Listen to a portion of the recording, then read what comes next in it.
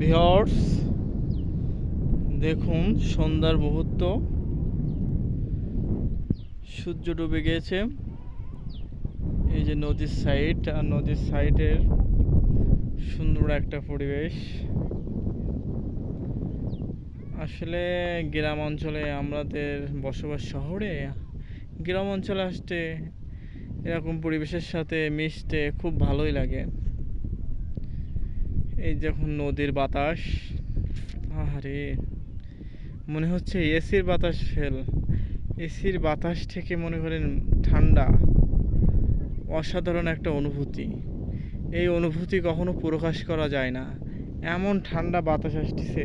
সত্যি ভালোই লাগছে, মনে হচ্ছে এখানে একটা বালিশ নিয়ে ঘুমিয়ে পড়ি। সত্যি এসির বাতাস থেকে ঠান্ডা। এই দেখুন বাতাস নদীতে বহমান,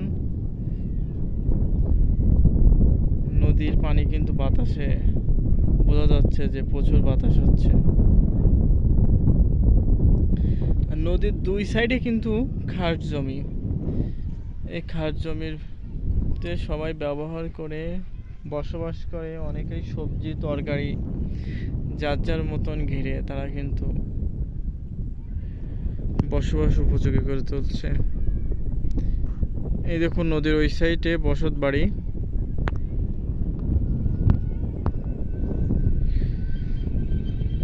আমারও মাঝে মাঝে মন চায় যে নদীর সাইডে একটা ঘর বানিয়ে থাকি, কিন্তু এখানে একটু কষ্ট আছে।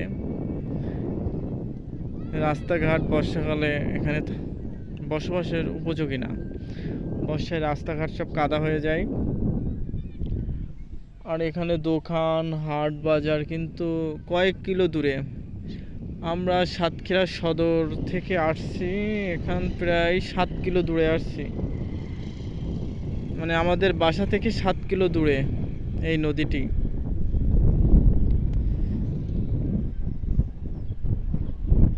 সন্ধ্যার মুহূর্তের আগের একটা সুন্দর ভিডিওটি দেখুন, আপনাদেরও ভালো লাগবে। আর এখানে সবচেয়ে ভালো লাগে যে ঘাস, অনেক সুন্দর ঘাস। ছাগল গরু পাইলে একেবারে সব খেয়ে নেবে। এই দুই ছেলে বেড়াতে আসছে মনে হয়, দেখুন এরা কি গল্প করছে। আর এখানে আগে বিদ্যুৎ ছিল না, কিন্তু আস্তে আস্তে দেখুন বিদ্যুতের কারেন্ট খুঁটি, প্রচুর কারেন্ট খুঁটি। আর পাশে দেখুন সুন্দর এক ঘের। আমাদের ওইদিকে পানি, কিন্তু এদিকে কোনো পানি নাই। ঘেরগুলো কিন্তু ডুবে যায়নি। সাতক্ষীরা জেলা মাছের রাজা, কারণ এখানে প্রচুর ঘের মাছ চাষ হয়।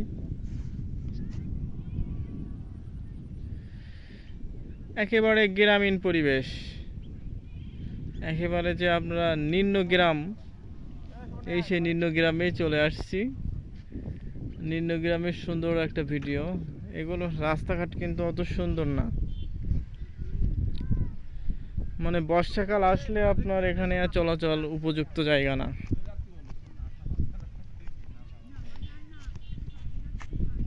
অসাধারণ এক অনুভূতি, গ্রামীণ জীবন। এই যে টুনাটুনি যাচ্ছে।